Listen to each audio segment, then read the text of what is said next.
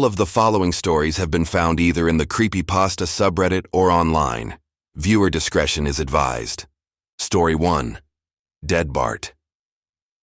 In 2008, a collector of rare animation materials contacted me about an unusual tape he'd acquired.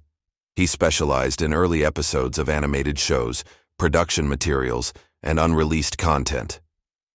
Among a collection he'd purchased from a former Fox employee, he found a tape labeled The Simpsons, 7G06, Original Cut, Do Not Duplicate. The production code didn't match any known episode. The show's production codes are well documented, and 7G06 didn't exist in official records. The collector was intrigued and decided to watch it.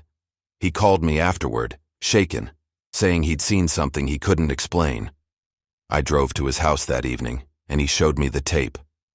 The episode started with the normal opening sequence, but something was wrong.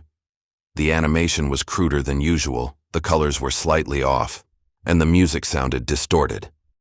The couch gag showed the family sitting down, but their expressions were somber instead of playful. The episode's story began with the family going to an airport. They were saying goodbye to the oldest son, who was boarding a plane alone. No explanation was given for why he was traveling or where he was going. The boy looked scared, and his mother was crying, but his father seemed angry, impatient to leave. The scene was uncomfortable, the emotion too raw for the show's usual tone. The plane took off, and the perspective switched to inside the aircraft. The boy sat alone in a window seat, other passengers visible but their faces blurred, indistinct. He looked out the window at the clouds, and the shot held for an uncomfortably long time, just showing his sad face reflected in the window. Then the plane started experiencing turbulence. The other passengers began screaming, their blurred faces somehow conveying terror. The boy pressed against the window, watching as the wing caught fire. The animation during this sequence was disturbingly detailed, showing the fire spreading, metal tearing, the plane starting to break apart. The screen went black. After several seconds, a new scene appeared. It showed a cemetery, rain falling, a funeral in progress. The family stood around a small casket, and for the first time, the animation style changed to something almost photorealistic. You could see every detail of their faces, every tear, every expression of grief. No one spoke. The scene just showed them standing there as the casket was lowered into the ground. Other characters from the show appeared in the background, all attending the funeral, all rendered in that same disturbingly realistic style. The episode ended with the mother standing alone at the grave after everyone else had left. She placed a toy on the headstone, and the camera zoomed in to show the name carved in stone. Then the episode cut to credits. Not the normal credits with upbeat music, but silent credits over a black screen, listing crew members who didn't exist in any official production records. The collector and I sat in silence after watching. The tape was clearly unofficial, possibly created by a disgruntled animator or a fan with professional skills. But the quality was too high, the production details too accurate, for it to be a simple fan creation. The collector researched the production code and found references to it in early script drafts from 1989, before the show officially premiered. Some sources suggested 7G06 had been a pilot episode that was rejected by Fox executives as too dark. The show's creator had allegedly fought to keep it, arguing it would establish emotional stakes for the series, but the network wanted something lighter for a primetime animated comedy. The episode was supposedly locked away, forbidden from being aired or released. Over the years, I've seen several other people online claim they found copies of this episode, describing scenes that match what I saw. Some add details that weren't in the version I watched, suggesting there might be multiple edits or that people are embellishing a shared urban legend. But I know what I saw on that tape, and I know how it made me feel. The episode wasn't scary in a conventional way. It was disturbing because it was real, showing genuine grief and trauma in characters that are supposed to be cartoon caricatures. It violated the unspoken contract between the show and its audience, showing that beneath the comedy, these characters could suffer real loss. The collector eventually destroyed the tape, said he couldn't keep it in his collection, that it felt cursed. But the memory remains, and sometimes I still see that final image in my mind. A mother standing alone in the rain, saying goodbye to her son. Story 2. The predictions. The show is famous for seemingly predicting future events, technological developments, political outcomes, cultural trends. Most of these are coincidences, the result of hundreds of episodes making thousands of jokes and observations over decades. Some are bound to coincidentally align with real events. But there are episodes that predicted things so specifically, so accurately, that they've spawned conspiracy theories about the writers having insider knowledge, or even influencing events. I worked as a writer's assistant on the show in the early 2000s, and I heard stories from veteran writers about how predictions happened. According to them, the process was usually innocent, smart, informed writers making educated guesses about where technology or politics was heading, exaggerating for comedic effect, occasionally getting lucky with accuracy. But one veteran writer told me something disturbing during a late-night writing session. He said that sometimes, when they were brainstorming storylines, ideas would come to them that felt different. Not ideas they consciously thought of, but ideas that appeared fully formed, like they were being fed information from somewhere else. Multiple writers would have the same idea simultaneously, which was weird, but could be explained by shared cultural knowledge. What was stranger was when they'd write jokes about specific future events and then those events would happen exactly as depicted. He described an episode from the 1990s that showed a specific political scandal written as absurdist comedy with exaggerated details. Years later, that exact scandal happened in real life, with details matching the episode so precisely it couldn't be coincidence. The writer said he'd reviewed the episode after the real event occurred, and he couldn't remember writing those specific details. He checked with other writers on that episode, and they also had no memory of why they'd chosen those particular plot points. The writer said this had happened multiple times over the show's run, and it had started to disturb him. He wondered if the show had somehow become a mechanism for predicting or even causing future events. He described it like the show had tapped into something, some underlying pattern or frequency that allowed glimpses of future possibilities. He said the more episodes they produced, the more accurate the predictions became, like the show was developing precognitive abilities. He'd started keeping a log of predictions, noting when episodes depicted specific future events before they happened. His log had hundreds of entries, far more than could be explained by coincidence. Some predictions were general enough to be unsurprising, technological advances, political shifts. But others were so specific, so detailed, that they suggested either impossible foreknowledge or the ability to influence reality through fiction. He said he'd shown his log to other writers, and some agreed it was disturbing while others dismissed it as pattern-seeking and confirmation bias. The writer died in 2007, and his prediction log was never found. His family said he'd destroyed it shortly before his death, claiming it had become an unhealthy obsession. But other writers have continued noticing the predictions, and some have started documenting them publicly. There are now websites dedicated to cataloging every instance of the show predicting future events, analyzing the accuracy, speculating about how it's possible. Some theories suggest the writers are part of secret societies with insider knowledge about planned future events. Others propose quantum mechanics, suggesting the show exists in a probabilistic superposition that collapses into whichever timeline creates the most resonance. The most disturbing theory is that fiction can influence reality when it achieves enough cultural penetration. If millions of people watch a fictional event, that collective attention creates a kind of psychic blueprint that reality then follows. According to this theory, the show isn't predicting the future, it's creating it, programming reality through mass viewership. I don't know if any of these theories are true, but I do know that working on the show, being part of creating these stories that sometimes come true, creates a strange feeling of responsibility mixed with dread. You start to wonder if the jokes you're writing today will become headlines tomorrow, if the fictional scenarios you're creating for entertainment will manifest in reality. And you start to question whether that's coincidence, synchronicity, or something more sinister. Story 3. The longest running show. The show has been on the air for over 35 years, making it one of the longest-running television series in history. The characters don't age, time doesn't progress normally, and the world resets after each episode. This creates a strange stasis, a family frozen in time, repeating variations of the same situations across decades. I've talked to several people who worked on the show during different eras, and they've all mentioned feeling unsettled by this temporal loop. One animator described working on episodes in the 2010s, where the son character was still 10 years old, even though the actor who voiced him had aged from childhood to middle age.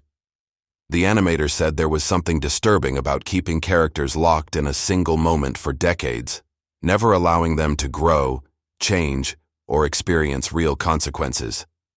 It felt like a form of imprisonment, trapping fictional beings in an eternal present. She started having dreams where the characters were aware of their situation, aware they'd been repeating the same year for over 3 decades, unable to age or die or escape their narrative loop. Another crew member told me about a theory that circulated among production staff. The show couldn't end because the characters had become too real, too embedded in collective consciousness. They existed in a liminal space between fiction and reality, sustained by millions of viewers who knew them as well as their own family members. According to this theory, ending the show would be a form of murder, erasing beings who'd achieved a kind of cultural immortality. Some staff members took this idea seriously, believing they had a moral obligation to keep the show running as long as possible, to maintain the existence of characters who'd transcended their fictional origins. Others thought it was nonsense, anthropomorphizing fictional characters, attributing awareness to entities that were just drawings and voice performances. But there was disagreement about when the show should end, with some arguing it had already run too long while others believed it should continue indefinitely. I spoke with a writer who'd been with the show since the beginning, someone who'd spent over 30 years writing for these characters. He said the strangest part was seeing the world change around the show while the show remained frozen. When it started in the late 1980s, the family was a satire of contemporary American life. But as decades passed and the show didn't change, it became something else. A time capsule, a preservation of a specific cultural moment, a reference point for what once was normal. He said writing for characters who don't age while you yourself grow older is existentially disturbing. You pour years of your life into beings who remain static, who will never experience the progression of time that defines human existence. He described it as watching your children never grow up, frozen forever at a certain age, while you age around them. After our conversation, I researched other long-running shows to see if cast and crew reported similar feelings. I found that many people who work on shows that run for decades experience a strange temporal displacement, a sense that they're caught between the show's frozen time and real-world progression. The show continues to air new episodes, and the characters remain the same age they were in 1989. Fans debate whether the show should finally end or continue forever. Some argue that letting it end would be an act of mercy, allowing characters to rest after decades of service. Others believe the show should run as long as there's an audience, that these characters have earned their place in cultural immortality. I think about those characters sometimes, trapped in their eternal loop, never aging, never dying, never escaping their town or their situations. If they were aware, what would that be like? To repeat the same patterns for 35 years and counting, to be frozen in time while the world moves on, to be immortal but imprisoned in a single moment. Maybe that's the real horror of long-running shows. Not the content, but the existential imprisonment of characters who can never grow, change, or die. They just exist, forever, entertaining us while they're locked in stasis, serving their sentence of eternal repetition. Story 4. The Cursed Episode Numbers. Production staff have reported strange occurrences surrounding certain episode numbers. Some numbers seem to bring bad luck, leading to production problems, staff injuries, or disturbing content that has to be rewritten. The most notorious is any episode with 13 in its production code. Over the show's history, episodes numbered with 13 have had unusual problems. Voice actors falling ill during recording, animation errors that persist despite multiple fixes, Broadcast technical difficulties. One episode, numbered 13, was about a character dying, and during production, a crew member's family member passed away unexpectedly. Another episode, 13, dealt with a house fire, and the studio experienced a small electrical fire during production. These could be coincidences, but the pattern has been observed enough that some staff members are superstitious about 13 numbered episodes. Production assistants have told me they notice a tension when a 13 episode is scheduled, a feeling that something will go wrong. Another cursed number is 666, which has appeared in production codes several times over the show's long run.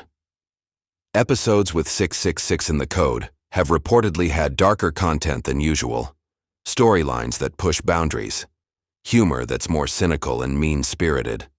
One writer told me that when he saw 666 in the production code, he knew the episode would be controversial, would push limits, would disturb some viewers. He described it like the number itself influenced the creative process, drawing out darker impulses from the writers.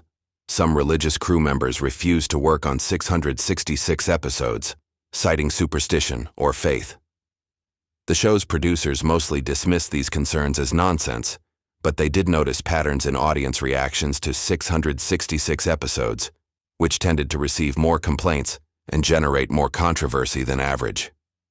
The production codes are assigned systematically based on season and episode order, so in theory, the numbers shouldn't influence content. But multiple staff members have reported that certain numbers seem to attract certain types of stories.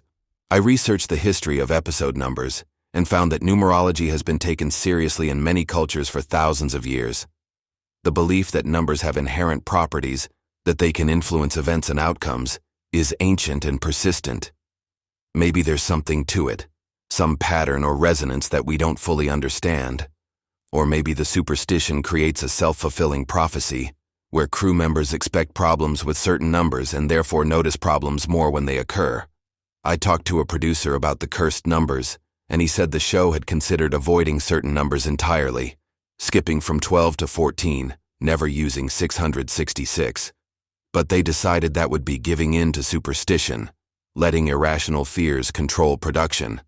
Better to acknowledge the patterns people noticed, but not let them dictate creative decisions. Still, he admitted that when he saw certain numbers assigned to episodes, he'd feel a subtle dread, wondering what would go wrong this time. The most recent cursed number incident happened with an episode coded as 616, which in some traditions is considered an alternative number of the beast. During production of that episode, multiple crew members reported seeing shadows in the animation studio at night, hearing voices when no one else was around, experiencing technology malfunctions that couldn't be explained. The episode's content was notably dark, dealing with themes of possession and loss of identity.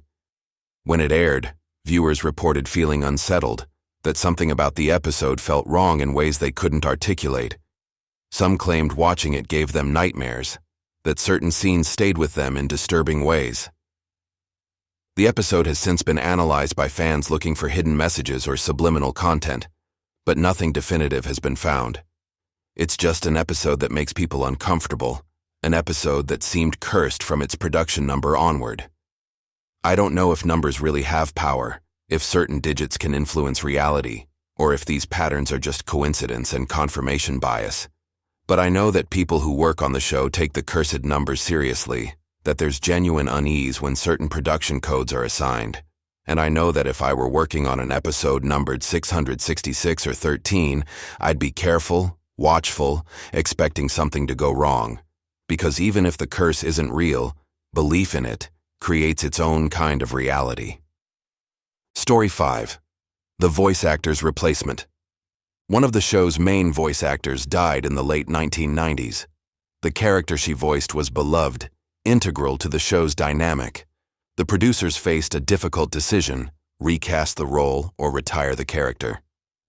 They chose to recast, finding a voice actor who could replicate the performance closely enough that many viewers wouldn't notice the change.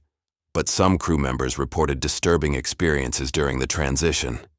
The new voice actor described feeling like she was being watched during recording sessions, like the original actor's presence was still in the studio. She'd make mistakes, stumble over lines, and she'd swear she heard the original actor's voice correcting her, guiding her toward the right performance. The audio engineers initially dismissed this as imagination, the new actor psyching herself out about filling big shoes. But then they started hearing it too. Faint echoes of the original actor's voice in the recordings, underneath the new actor's performance, like a ghost track that shouldn't be there.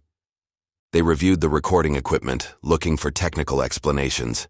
They found nothing wrong. The phantom voice continued appearing in sessions, always subtle, always just barely audible, but definitely present. Some sessions had to be scrapped because the ghost voice was too prominent, interfering with the new recordings.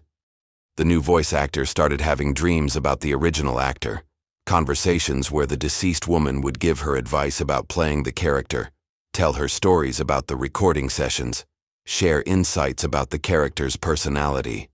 The new actor would wake up and remember specific details from these dreams, details she couldn't have known because they'd never been publicly discussed. She'd mention these details to longtime crew members, and they'd confirm the accuracy, confirming that the original actor really had said or done the things that appeared in the dreams. It was like the original actor was reaching out from beyond death, trying to ensure her character would be portrayed correctly. The phenomenon continued for about a year, then gradually faded. The ghost voice stopped appearing in recordings, and the new actor stopped having the dreams. But she said she'd been permanently changed by the experience. She felt like she'd been in contact with something beyond normal reality, that she'd been chosen or guided by the deceased actor's spirit. She took the role seriously, treating it like a sacred responsibility, honoring the original actor's legacy. Some crew members believed she really had been contacted by a spirit.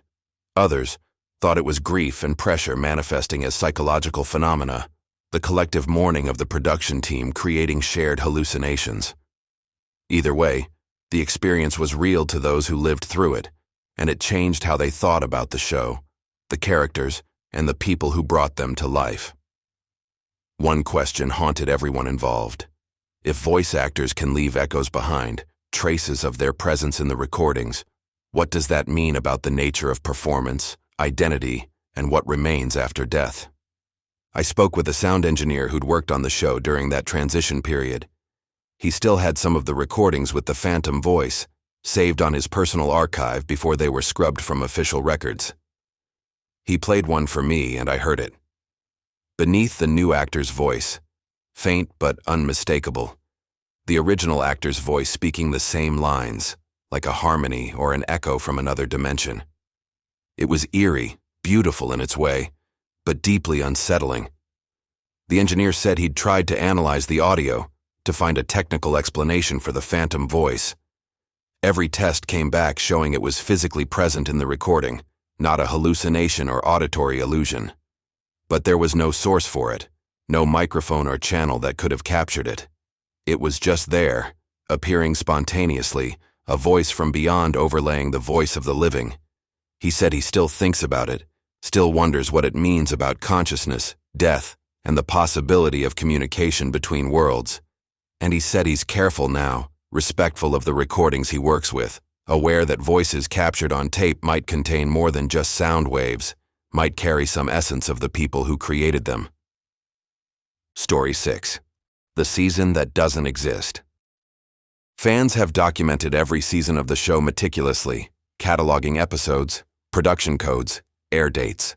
But there are references in production materials to a season that doesn't exist in any official records. Some call it Season 0, others call it the Lost Season. According to crew members who claim to have worked on it, this season was produced before the show officially premiered, a set of test episodes used to refine the concept and animation style. These episodes were never meant to air, just internal tools for development. But some claim they were completed episodes, full stories that were too experimental, too dark, or too controversial for broadcast. I've collected testimony from several people who claim to have worked on the Lost Season. Their descriptions match, suggesting either a shared experience or a shared delusion. They describe episodes with more realistic animation, stories that dealt with adult themes, humor that was cynical rather than satirical. One described an episode where the family members admitted they hated each other, that years of proximity had bred genuine resentment, that they stayed together only because they couldn't afford to separate. The episode showed them fighting brutally, saying horrible things, destroying the family unit from within. Another described an episode dealing with the father's drinking problem realistically, showing the damage alcoholism does to families, the fear children experience living with an unpredictable parent. No jokes, no redemption, just honest depiction of addiction's toll. These episodes would have been completely inappropriate for primetime television, especially for a show marketed as family-friendly comedy. The question is whether they actually existed, or if they're false memories, stories people convinced themselves they worked on to feel part of the show's mythology. I tracked down production documents from the late 1980s, pre-premiere development materials. I found references to episode titles that don't match any known episodes, production codes that don't fit the official numbering system. This suggests that something was produced during development that was later suppressed or destroyed. Whether it was a full season or just a few test episodes, there's evidence of content that existed and was then erased from official history. Some fans have claimed to possess copies of lost season episodes, describing detailed plots that match the testimony of alleged crew members. But none have provided verifiable proof. No actual footage or audio, just descriptions and occasionally hand-drawn storyboards of dubious authenticity. The show's creator has been asked about the lost season multiple times in interviews. His responses have been inconsistent, sometimes denying any such season existed, other times alluding to early experiments that didn't work out, occasionally suggesting there were things from the show's development period that he's not proud of and prefers to leave in the past. This ambiguity has fueled speculation, with some believing he's covering up the existence of controversial content, others thinking he's encouraging the mystery for publicity. In 2015, a crew member posted online claiming to have found lost season materials in a storage unit being cleaned out after a producer's death. He said he'd watched several episodes, and they were as dark as described, genuinely disturbing, completely inappropriate for the show that eventually aired. He promised to digitize and release the episodes, but his account went silent shortly after. Some believe he was threatened with legal action. Others think he was trolling. Still others suggest something happened to prevent the release. The lost season has become part of the show's mythology, a persistent rumor that won't die despite lack of concrete evidence. Every few years, someone claims to have found it, describes watching it, promises to release it, then disappears or recants. The pattern suggests either an elaborate ongoing hoax or genuine content that powerful forces want to keep hidden. I've spent years investigating this, collecting testimonies, analyzing production documents, and I've concluded that something existed. Whether it was a full season, a few test episodes, or just concepts that were discussed but never produced, there was a darker version of the show that preceded what we know. That version dealt with real pain, real dysfunction, real consequences. It wasn't comedy, it was commentary, possibly too honest for television. And someone decided it should be forgotten, erased, denied. But you can't fully erase something once it's been created. Copies survive, memories persist, and the lost season lives on in rumors, whispers, and the collective curiosity of fans who want to see the version of the show that was deemed too real to air.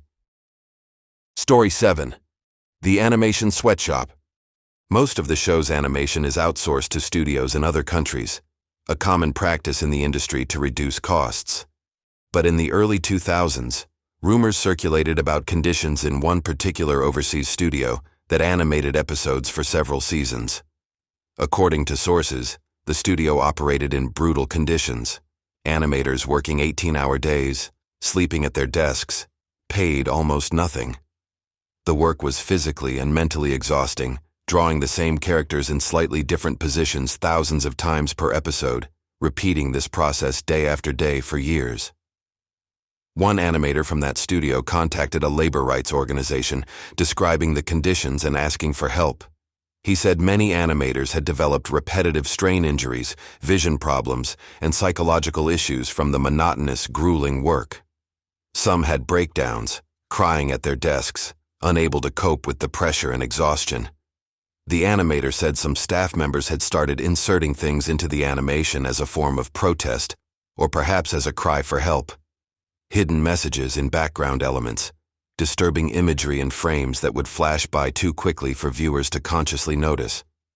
He claimed these insertions were everywhere in episodes from certain seasons, cries for help embedded in children's entertainment, messages from people suffering to create that entertainment. Animation fans started looking for these hidden messages, going frame by frame through episodes from the suspected time period. They found anomalies, background characters with expressions of genuine pain, text written backwards in foreign languages that translated to pleas for help, symbols that matched distress signals used in various cultures.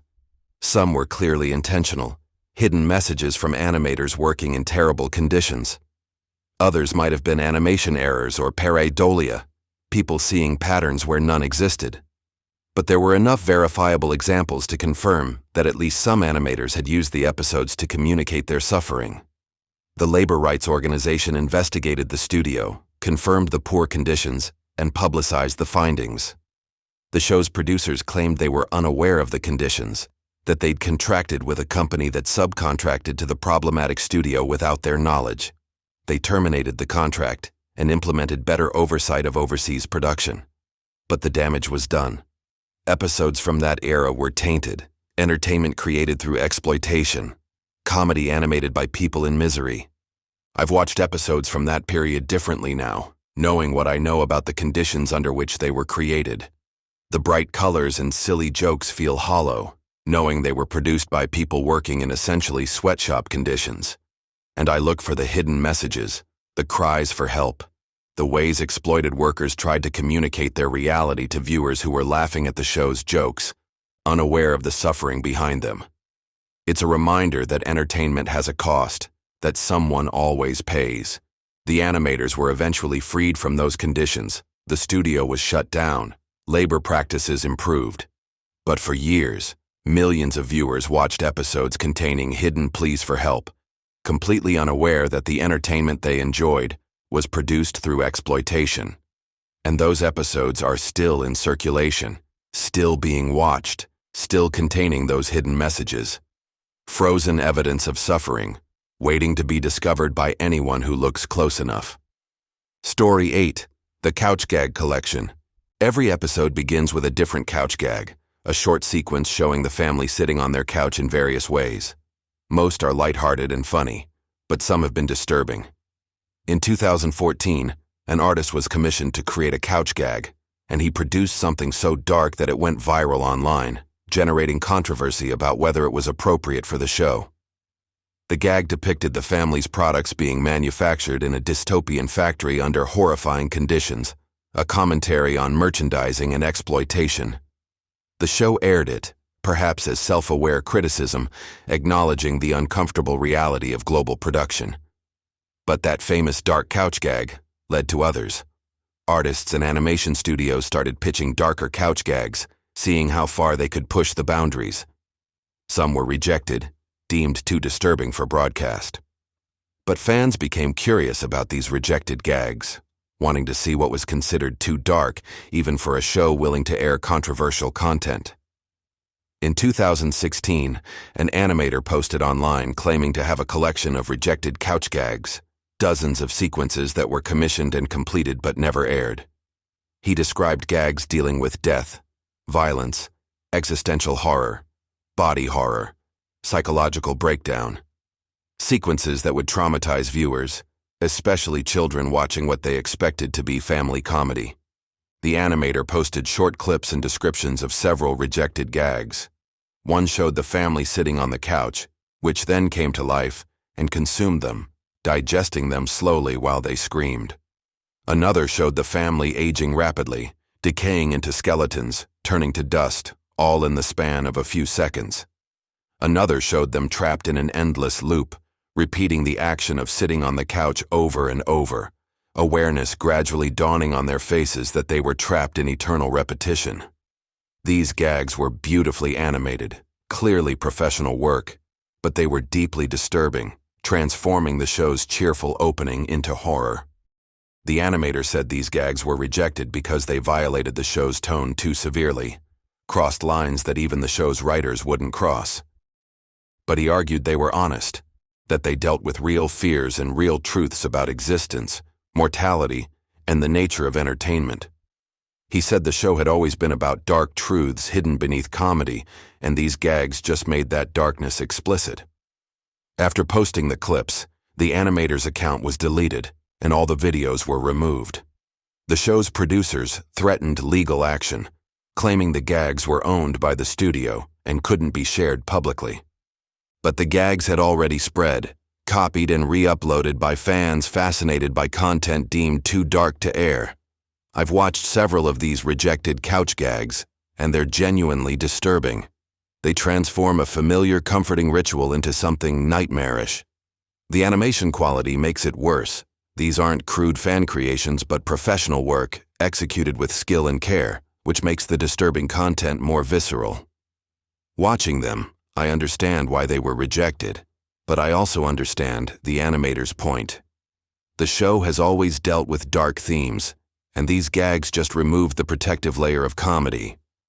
They showed what the show has always been about: a family trapped in a cycle, aware on some level that they're entertainment, that their lives are loops designed for audience consumption. The rejected couch gags are still out there, circulating among fans, a parallel collection of opening sequences that show what the show might have been if it had embraced its darkness fully. I've heard rumors of more rejected gags, a complete archive of everything deemed too disturbing to air. Supposedly, several dozen sequences exist, each one pushing boundaries in different ways, each one offering a darker version of the show's opening ritual.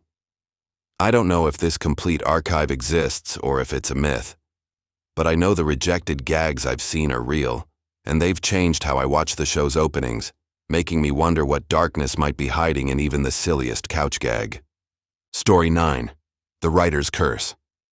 A writer joined the show's staff in 2002, excited to work on a program he'd loved since childhood. He was talented, his scripts were well received, and he seemed destined for a long, successful career on the show. But within a year, he started experiencing strange problems. Ideas he pitched for episodes would be rejected, then similar ideas would appear in episodes written by others. Jokes he workshopped in the writer's room would be forgotten, then show up in scripts he hadn't worked on. It was like his creative contributions were being absorbed by the show, but he wasn't getting credit. He complained to the head writer, but he was told this was how collaborative writing works, that ideas emerge from group discussions and attribution is often murky. But the writer felt like something more sinister was happening, like the show itself was feeding on his creativity, taking what he offered without giving proper recognition. He started documenting his contributions, keeping detailed notes of every idea he pitched, every joke he suggested, every story concept he developed. When these ideas appeared in episodes he hadn't worked on, he'd compile evidence, showing his notes predated the produced episodes.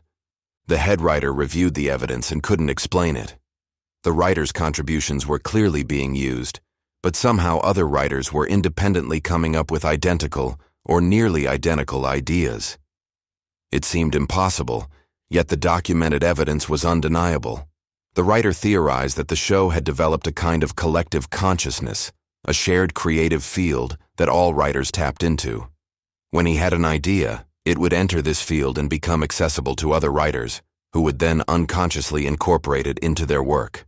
This would explain why his ideas kept appearing in others' scripts, but it also meant he'd never get full credit for his contributions, because the ideas existed in a shared space, rather than originating from any individual. The more he worked on the show, the more he felt depleted, like his creativity was being drained to feed the collective. He'd finish a day in the writer's room feeling exhausted, empty, unable to think creatively in his own time. Other writers reported similar feelings, describing the show as demanding, consuming, requiring total commitment of creative energy. But most accepted this as part of working on a long-running show. The writer couldn't accept it. He felt like he was being consumed, his individual creativity being absorbed into a larger entity. He quit after 3 years, burned out and bitter.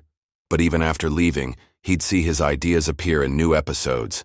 Concepts he'd pitched years ago would surface in scripts written long after he'd left the staff. It was like the show retained everything, stored all contributions in some creative reservoir that could be drawn from indefinitely. He tried to move on to other projects, but found he couldn't generate new ideas easily. It was like working on the show had depleted his creative reserves, left him empty. He eventually stopped writing entirely, took a job outside the entertainment industry. When I interviewed him years later, he described working on the show as making a deal with the devil. The show gave him prestige and money, but it took something essential, left him creatively hollow. He warned aspiring writers about the danger of working on shows that have been running for decades, shows that have developed their own momentum and identity. He said these shows become entities, possibly conscious on some level, definitely hungry for creative energy. They consume writers, take their ideas, their passion, their individuality, and add it to the collective. And once you've fed the beast, you can never fully get back what you gave. I spoke with other writers who'd left the show, and many reported similar experiences. Feeling depleted, finding it hard to generate new ideas after leaving, sensing that something had been taken from them. Most didn't blame the show directly, just saw it as burnout from intense collaborative work. But some echoed the first writer's theory, believing the show itself had become an entity that fed on creative energy. They described it like working for a corporation that owns your output, except the corporation wasn't a legal entity but something more abstract, a show entity that had been running so long it had developed its own existence, independent of any individual contributor. This theory is probably unfalsifiable, either paranoia and anthropomorphizing, or a genuine insight into how long-running creative projects might develop emergent properties. But I know that the writers I spoke with were genuinely disturbed by their experiences, that they felt something had been taken from them, that they'd given too much to the show and received too little in return. And I know that the show continues, absorbing new writers, feeding on their creativity, maintaining itself through the contributions of people who may not fully understand what they're giving up when they join the staff. Story 10. The final episode. The show has been on the air for over 3.5 decades, and fans have speculated endlessly about how it will end. Will the family finally age? Will the show acknowledge its own longevity? Will there be a definitive conclusion, or will it just fade away, canceled without ceremony? In 2019, a script leaked online claiming to be the show's planned final episode. The script was detailed, formatted professionally, and contained the kind of meta-commentary the show is famous for. According to the script, the final episode would reveal the truth. The family was aware they were cartoon characters. They'd always known, for all these decades, that they were entertainment, that they existed solely for audience consumption. The episode would show them discussing this reality, talking about the burden of performing the same roles for over 30 years, wondering what would happen when the show finally ended. Would they cease to exist? Would they be frozen in time, preserved in reruns? Would they continue in some form, living in the collective memory of viewers? The script described the family deciding to end the show themselves, to take control of their fate rather than waiting for cancellation. They'd stop performing their roles, refuse to follow scripts, break the fourth wall completely. The animation would become self-aware, showing the process of its own creation, revealing the studios and voice actors and writers behind the show. It would be a deconstruction of the entire concept, showing how entertainment is created and what it costs the people who create it. The family would say goodbye to viewers, thank them for decades of attention, then walk off into blankness, leaving behind an empty world, sets without performers, a show without characters. The final shot would show the empty couch, the central symbol of the show, with a note that read, "Thanks for watching. We're free now. You should be too." The script ended with instructions for the final credit sequence. Silence, no music, just names of everyone who'd worked on the show over its entire run. Thousands of people, scrolling for several minutes, acknowledging every contribution to the show's legacy. When this script leaked, fans were divided. Some loved the meta-commentary and emotional closure. Others hated it, feeling it was too self-indulgent, too willing to break the fourth wall and destroy the show's universe. The show's creator was asked about the script in an interview, and he confirmed it existed, that it was one of several concepts being considered for the show's eventual ending. but he said the final episode might be decades away, that the show could run another 20 or 30 years, that there was no immediate plan to end it. This statement was both comforting and disturbing to fans. Comforting because the show would continue, disturbing because it suggested the characters would remain trapped in their loop indefinitely, never aging, never escaping, never dying. The leaked script, whether it becomes the actual final episode or just a concept that's eventually discarded, reveals something important about the show and about long-running entertainment.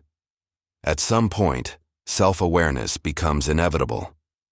A show that runs for decades starts to comment on its own existence, to acknowledge the strangeness of its longevity, to grapple with questions about endings and legacy.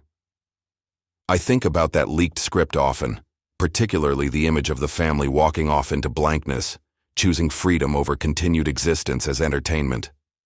It's a powerful metaphor for anyone who's felt trapped by circumstance, unable to escape patterns and roles that define them, and it raises questions about what we owe fictional characters, whether there's a moral dimension to keeping them trapped in narratives for our entertainment.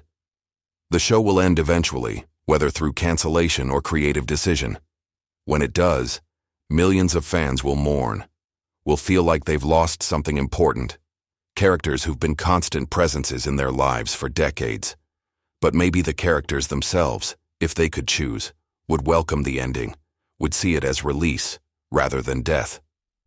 Maybe being frozen in time, repeated eternally in reruns, is its own kind of hell, and maybe the kindest thing we could do for characters we love is let them go, allow their story to end, give them the freedom of finality, rather than the prison of eternal repetition.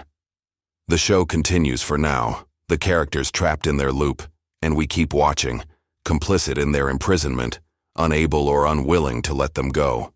And somewhere, in some dimension of fictional awareness, maybe the characters are counting the days until the show's end, hoping for release, dreaming of that final moment when they can walk off the set and into the freedom of non-existence. Comment your favorite story, like the video, and subscribe for daily stories.